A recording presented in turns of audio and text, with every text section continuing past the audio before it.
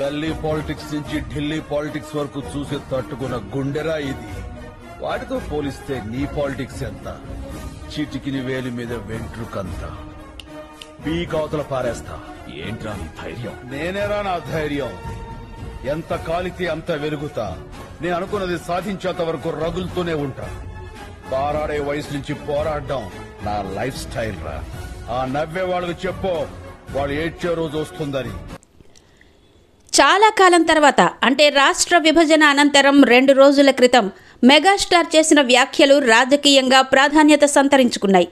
రాజకీయ పద్మవ్యూహంలో అభిమన్యుడిలా ఒంటరి పోరాటం చేస్తున్న పవన్ కళ్యాణ్కు మద్దతుగా చిరు నిలబడితే బాగుంటుందని జనసైనికులు ఎంత కోరుకున్నా సైలెంట్గానే ఉన్న మెగాస్టార్ పవన్పై జరుగుతున్న ముప్పేట దాడిని ఖండించాలని నిర్ణయించుకున్నట్టు విశ్లేషకుల అభిప్రాయం.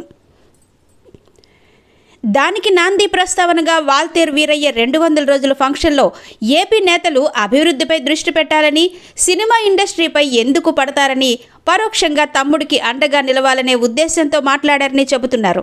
ఇదొక రకంగా జనసేనకు శుభసూచకమే అంటూ విశ్లేషణలు వస్తున్నాయి. పవన్ కళ్యాణ్కు తన సామాజిక వర్గంలో ఇప్పటి వరకు కేవలం యువత మద్దతు మాత్రమే దొరుకుతుందని, చిరంజీవి కనుక ఎంటర్ అయితే పెద్ద తలకాయలన్నీ జనసేన వైపు చూడక తప్పదనే అభిప్రాయం వినబడ్డంతో రాజకీయ సమీకరణాలు మరింత రసకందాయంలో పడతాయనే వార్తలు వినబడుతున్నాయి.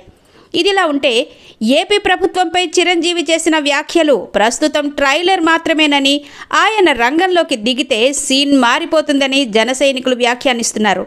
ప్రభుత్వానికి పని చేయాలని సలహా ఇస్తే మంత్రులు ఇష్టం వచ్చినట్టు మాట్లాడడం సిగ్గుచేటనే విమర్శలు ఓ పక్క వినబడుతున్నాయి. ఏది ఏమైనా అన్న తమ్ముడికి అండగా ఉంటాడని అందరూ భావించడం కోసమెరుపు.